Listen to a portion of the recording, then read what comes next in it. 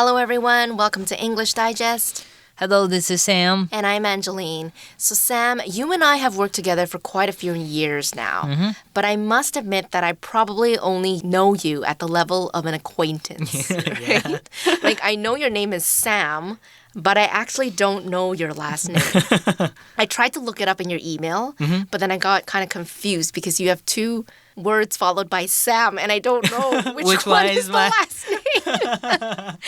And then I don't know what month your birthday is in. I know you like to play video games and you love to shop, but that's about it. And I think probably if you spoke to anybody on the street or your 7-Eleven, you know, I remember you frequent the 7-Eleven and the barista knows what you like to drink, right? Yes. He or she might know that you like to play video games or that you love to shop. So my level of knowledge of you is probably the same as the barista at 7-Eleven. Well, in today's episode, though, the audience and I will get a chance to get to know you on a deeper level. That's what I think. That at the end of this episode, we'll kind of know you on a deeper level. Oh, really? Why? What are we going to talk about today? We're going to talk about Sam. Our topic today is about Sam, and we're going to know him inside out. Oh, really? Yeah. Anyways, in today's topic-based writing unit, we'll be talking about how to write a petition, okay? So a petition is a written document that people sign to show that they want a person or organization to do or change something, okay? So a few years ago, there was a petition in Taiwan that garnered a lot of attention in support of same-sex marriage in Taiwan. That's probably the most recent one that I can remember. Yes. As being, a petition that was quite popular. 好，首先呢，跟大家解释一下petition 这个单词，它可以当成名词，表示请愿书哦。例如 I signed a petition against something。OK， 我签署了一份这个请愿书，那它是反对什么事情 ，against 什么事情。那 petition 这个字呢，也可以当做动词呢，我们就是说请愿的意思。We're petitioning for something。OK， 我们为了什么事情来请愿？那什么状况会需要请愿呢？例如这个，比方说我们社区呢，希望增设一个减速慢行的标示。增设一个红绿灯，甚至是呢之前在讨论的这个同性婚姻的议题等等哦。那其实请愿呢就是要求，只是呢这个要求是很正式的哦。OK， 你是要求大众关注这个议题，或是希望这个政府改变什么事情，这样子很正式的要求呢就是请愿。So you're probably wondering, how do petitions and getting to know Sam on a deeper level, like what's the connection between them? Well, we're going to be talking about petitions today, and petitions kind of shed light on our values, okay? And I think when you know somebody's values, you get to know them on a deeper level. So let's take a look at our writing prompt for today. 好的，马上来看一下今天的写作提示了。他说呢，在你的生活周遭多少呢存在一些你希望能有所改变的事情，可能是呢日常生活中遇到的交通问题啦，甚至是全球性的议题。那今天呢，我们就要写一篇有至少120个单词的请愿文章。OK， 要不要分段呢？可以是需要，可以分段，可以不分段。那这篇文章呢，这个请愿文章必须是来为动物权益发声，内容包含呢你所看到的问题，你为何感到忧心，以及呢你希望如何改变这3个部分。So for most of us, there are things in life that we hope can change, okay?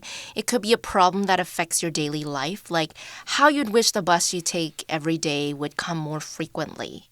Or it could be a bigger global issue, like how you hope all countries will ban single-use plastic. In today's writing task, you are asked to write a letter of petition with at least 120 words to speak out for animal rights, okay? The petition should address 3 points. It should identify the problem, the consequences if we don't fix this problem, the concerns you have, and what changes need to be made. Now, we should first discuss what exactly are animal rights, okay? So supporters of animal rights believe that animals have an inherent worth and that animals have a right to live free from pain and suffering, okay? They should not be exploited. They should not be used or harmed by humans. Basically, it means recognizing that animals are not ours to use, okay? So it's not ours to eat. Okay, they're not food. They're not ours to wear. They're not clothing. They're not supposed to be used as entertainment, or they're not to be used for experimentation. 好的，今天呢，我们就要来写一篇这个请愿书了。那这个请愿呢，不是随便看你想讨论什么都可以咯。今天呢，它有特别要求，我们要来讨论的是 animal rights， 就是动物权益。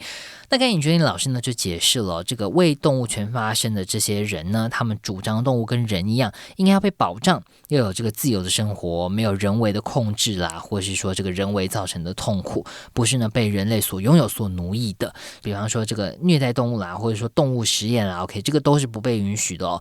那我们呢就可以朝这个方向想一想，今天呢我们文章想要讨论的，想要这个请愿的主题是什么？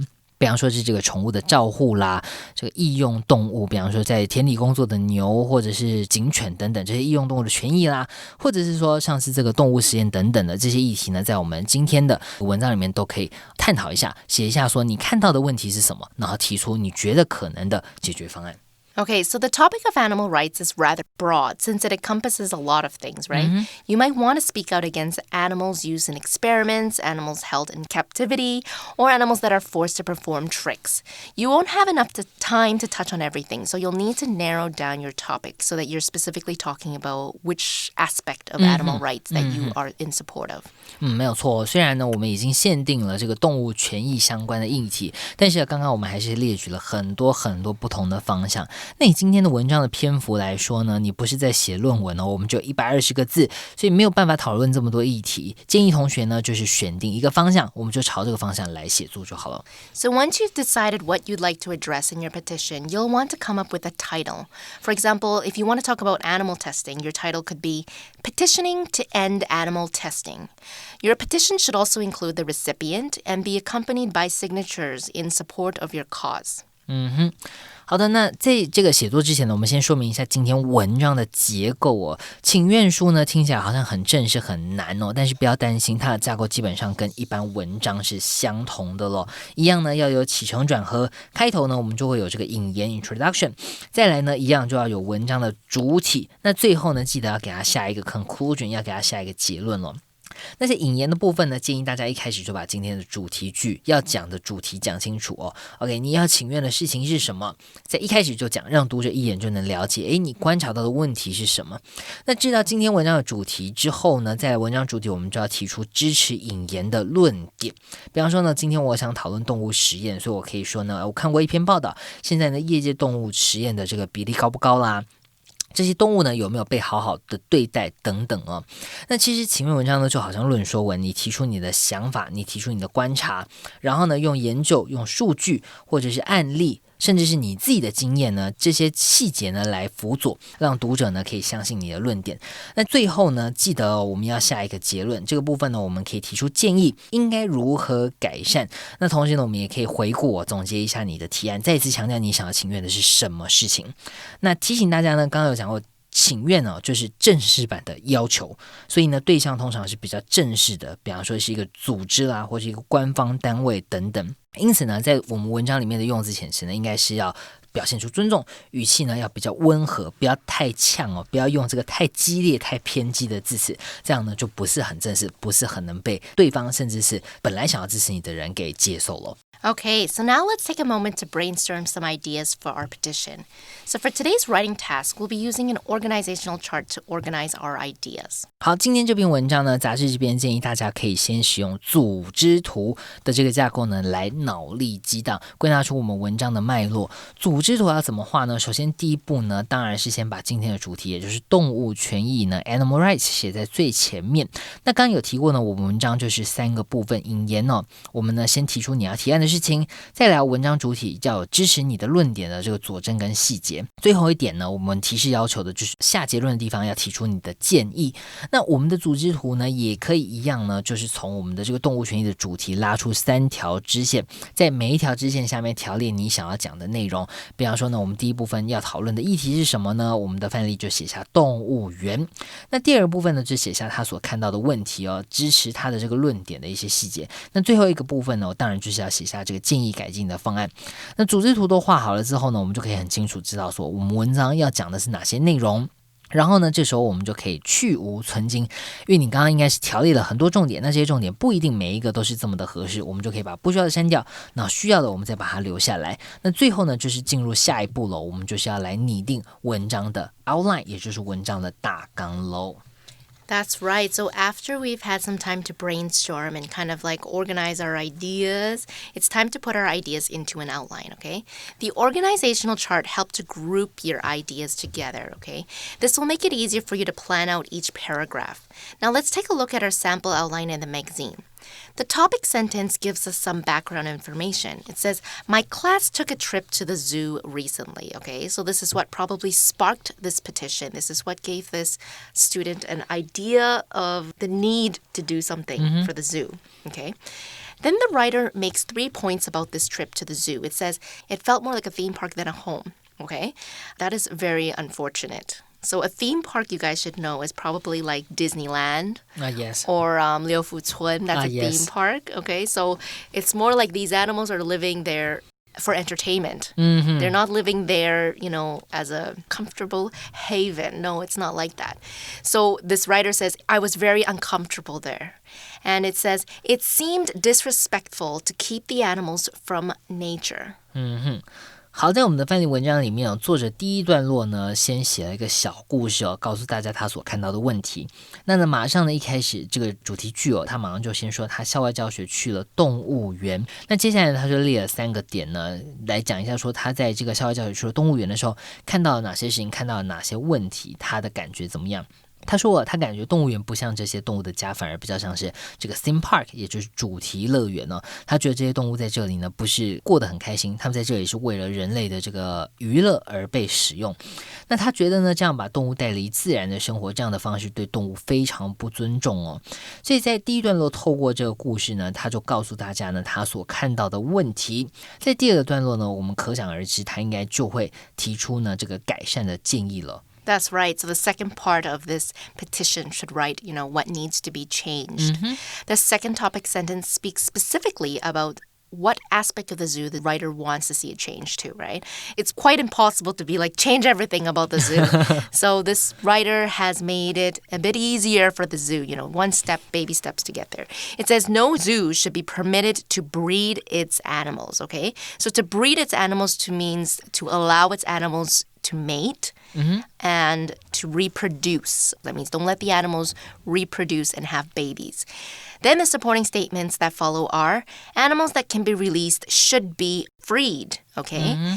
And then it says zoos should care for animals that can't be released until they die.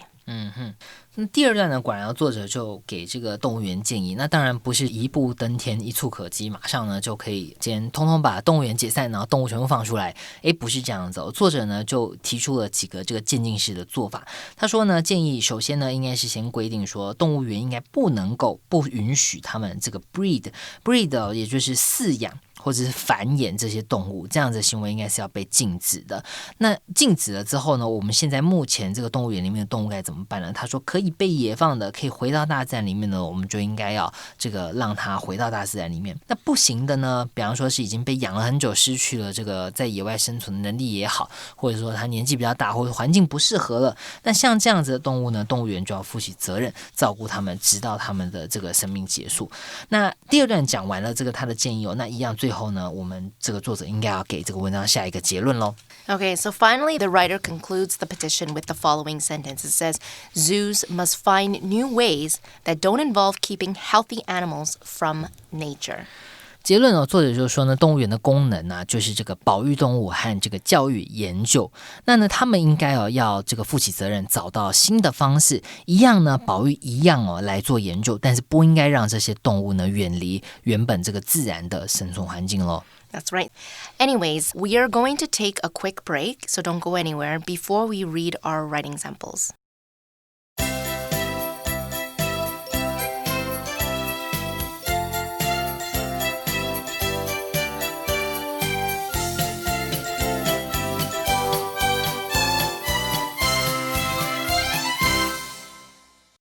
Welcome back. Okay, so we are going to take a look at writing sample 1, and then we are going to go through some of the words and phrases about the article. Writing sample 1. Recently, my class took a trip to the zoo. I was surprised to find that it felt more like a theme park than a home for animals. I was even more surprised to discover that I was very uncomfortable there. I used to love zoos as a child, but I felt bad for the animals this time. It seemed disrespectful to keep them from their natural environments. In fact, a lot of scientific research shows that living in captivity is bad for wild animals. In my opinion, no zoo should be permitted to breed its animals, since this cycle just keeps filling zoos with more animals. Animals that can be released into the wild should be freed. This will benefit wild populations as new DNA enters the gene pool. For any animals that can't be released, zoos should care for them until they die. Then they should close their facilities. As for the research and animal protection efforts zoos make, they must find new ways forward that don't involve keeping healthy animals from nature. Okay, so if you've had a chance to visit several zoos locally and abroad, you'll notice that not all zoos are the same, right? In some zoos, you'll see that the organization will make every effort to replicate an animal's natural habitat and even allow animals to share their space with suitable partners, okay? Pretty much what you see is that the zoo, that section for that specific animal, the habitat will look different between a panda bear and maybe a hippopotamus. You'll see that it'll be very different, right? So they'll mimic the natural habitat. That means they'll mimic what that animal would live in the wild. That's with some zoos. Now, in others, you'll see animals held in captivity in cramped pens, okay? They're maybe in small little, they're almost like cages, basically, but instead they don't look like jail cells. But they're very, very cramped, very, very small. They don't really get to move around. With concrete floors, right? In the wild, there's no concrete floors. In the wild, it's grass, it's soil, it's sand. And these animals are also chained up. Now, captivity is the state of being kept in a place, such as a prison or a cage, and not being able to leave or be free. It's the state of being captive. So that's what goes on in zoos. 好，我们首先呢，先看一下这个 captivity 这个字呢，就是指囚禁的意思。比方说，关在监狱啊，或者关在笼子里面这件事情。那另外一个单字呢 ，captive， 它一样是名词，讲的呢是被囚禁的这个人，或者被囚禁的动物。比方说，像是这个猎物啊，或者是囚犯啦，甚至是战俘这些人或者这些动物呢，我们就会讲说他们是 captive。所以可以想见呢，这不是一个很正面的单字哦。那刚才 Angelina 老师就解释呢，其实是有很多不一样的动物园。有一些动物园呢，他们会因应动物的天性，准备呢适合他们这个原本自然的居住环境，甚至是把一些可以放在一起的动物呢放在同一个园区里面，来模拟呢它真实的生存环境。但是呢，也有动物园呢会把这个动物关在笼子里面囚禁起来哦。那像囚禁起来的这些呢，我们就会说他们是captivity， 这个被囚禁的。So zoos are basically created specifically to exhibit animals, to show animals to the public, okay? So zoos, they buy, they sell, they trade, borrow, they loan out, and they breed animals. Now, you may have heard of animal sanctuaries, okay, which are supposed to operate differently. That's what they claim, okay? Sanctuaries promise to take in and care for any animals that have been abused, neglected, or abandoned, and to keep them for life. Now, unfortunately, a lot of zoos are posing as sanctuaries or rescues, okay? So claiming to support species conservation when all they're really doing are exploiting animals. OK， 有很多现在有新的这个动物园，他们会讲说他们是 sanctuary 这个单字呢就是避难所的意思哦。比方说呢，这个例句哦 ，refugees took sanctuary in a local church， 难民呢把当地的教堂当作庇护所 ，OK， 庇护所、避难所就是 sanctuary。那很多机构呢，他们现在会讲说他们就是一个 sanctuary， 照顾这些动物，甚至是保育这些特别的物种。但是事实上他们在做的呢是利用这些动物，比方说可能收钱开放让大家来看啊等等的。So you'll see a true sanctuary, they will not hold their animals captive. That means the animals should be able to be free to roam around, okay? That would be what a real sanctuary would look like. Second of all, sanctuaries would not allow you to touch the animals, okay? You would not be able to interact with animals. So that means you won't be able to carry the animals and take nice little photos with them. These are actually all forms of exploitation. Yeah. Okay, because animals are so scared of humans most of the time, right? And the fact that they're being forced to take a picture is definitely not something that the animals are comfortable with. So this is actually a form of exploitation. So I don't know if you guys know, but in Australia, used to be so popular for people to go to Australia and take pictures with the koalas and they get to Yes. hug them.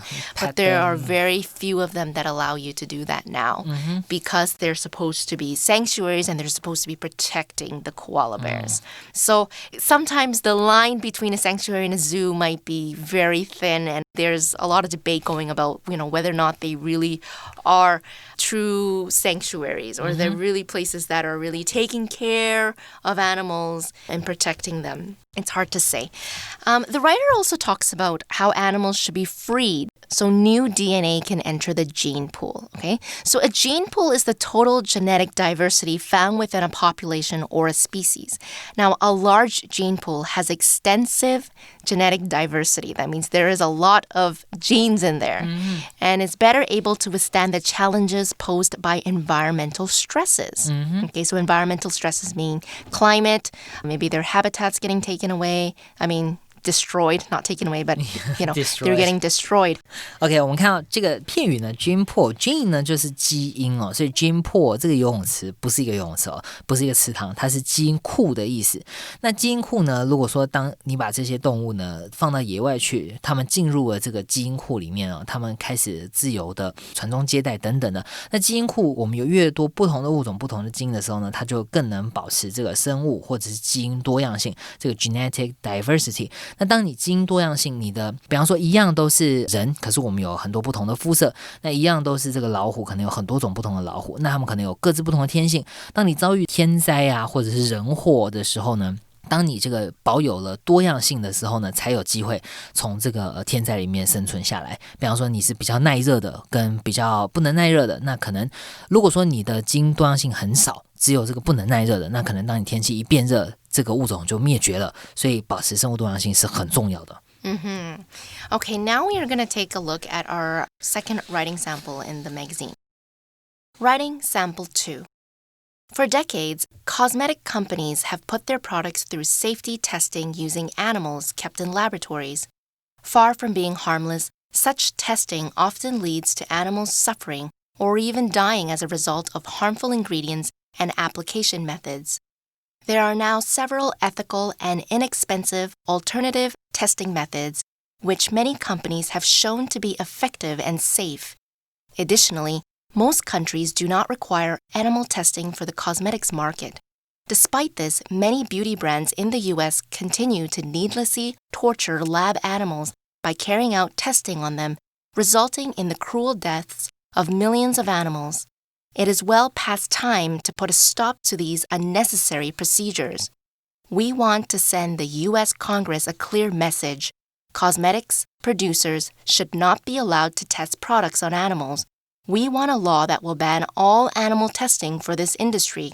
We hope this law can help all cosmetics companies transition to non-animal-based testing over a 1-year period and will help animals being used as test subjects find safe and peaceful new homes.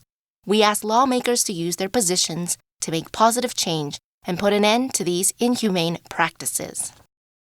Okay, so this petition focuses on animal testing. Believe it or not, animals are used to test out many things to ensure they are safe for humans. And cosmetics is one big one. Can you imagine? I don't know if you guys are familiar with cosmetics, but like putting mascara on a rat. You know what mascara is? Mascara is for making your eyelashes longer. How are you going to test mascara on a rat? A rat eyes are so small, I don't even know if they have eyelashes. But basically, that's what's going on in the cosmetics market, okay? It's unethical to test on humans, and animal rights activists believe the same should be true for animals. So if it's unethical to test on humans, which are living things, why is it okay to test on animals? 很多公司为了测试他们的产品有没有什么副作用或是影响所以会在这个人体实验之前呢采取动物实验。比方说像刚刚讲说很多化妆品公司为了测试这个东西是不是有副作用啦，或者说有没有效果啦，所以可能像这个 mascara 就是睫毛膏可能会在这个老鼠上面测试。我们甚至不知道老鼠有没有睫毛，但他们会这么做啦。那很多动保人士就强调呢，这个动物不该被拿来测试，这个是很残忍的行为。那今天我们的第二篇范例文章呢，也就是在请愿这个议题。Okay, so science has definitely come a long way, and as such, traditional practices should also evolve as well. As the writer mentioned, there are alternatives to animal testing, which includes sophisticated tests using human cells and tissues. So almost every type of human and animal cell can be grown in the laboratory, and scientists can use these cells to test new therapies. That's very cool. 好，所以呢，作者就提到呢，现在其实有很多其他的这个 alternatives， 很多其他的替代方案。什么样的替代方案呢 ？OK，ethical 就是符合伦理的、人道的。那 inexpensive， 注意到它就是 expensive 昂贵的，前面加上 in 变成了反义哦，所以它是指不昂贵的。那哪些方法呢？例如呢，现在其实很多研究，他们可以使用这个器官晶片啦，或者是捐赠的这个器官组织，甚至是细胞培养哦，这些方法现在其实都可以用来取代动物实验了。That's right. This petition asks that a law be in place to ban all animal testing in the cosmetics industry, okay? Giving companies a 1-year period to transition or change their testing methods to non-animal-based testing. So if this petition garners a lot of attention, especially around the time of elections, lawmakers would feel pressured to make a change. OK， 请愿是怎么作用的呢 ？OK， 首先请愿呢要获得关注。刚刚我们用这个动词 garner 就是这个获得，所以呢，我们可以说请愿成功获得了很多关注的话呢，它呢就有机会改变立法、修法等等，尤其是在选举期间特别有影响力哦。作者这边喊话的这些对象呢，在选举期间呢就会特别在意这些议题，比方说这个 lawmakers 就是这个立法者、立法委员。So petitions are very powerful tools to raise awareness and to make change. And honestly, you don't have to be someone famous to have an influence. In fact, a high school student started a petition urging Congress to pass the Preventing Animal Cruelty and Torture Act to make animal cruelty a federal felony, okay? So nearly 800,000 people signed the petition, and it eventually was signed into the law. Kate 讲过呢，很多事情不论大小呢，都可以被请愿哦。那每一个人呢，在我们民主体制下也都有请愿的权利。比方说呢，这个高中生他的请愿呢，是国会通过了这个保护动物不被虐待的法案，所以大家呢，千万不要小看自己的影响力咯。Change.org and care2.com are two of the more popular petition hosting sites. You can scan the QR codes at the end of the unit and you'll be directed to these two organizations. Maybe you have a cause you'd like to support, or you can even post your petition there. So you guys should check out the two QR codes, scan them, and take a look at all the different petitions. It's a very good way for you to get to know what's going on in the world, actually, current events. It's a very good way to do that. So that's all the time we have for today. Thank you so much for joining us. This is Angeline. This is Sam. Goodbye. Bye.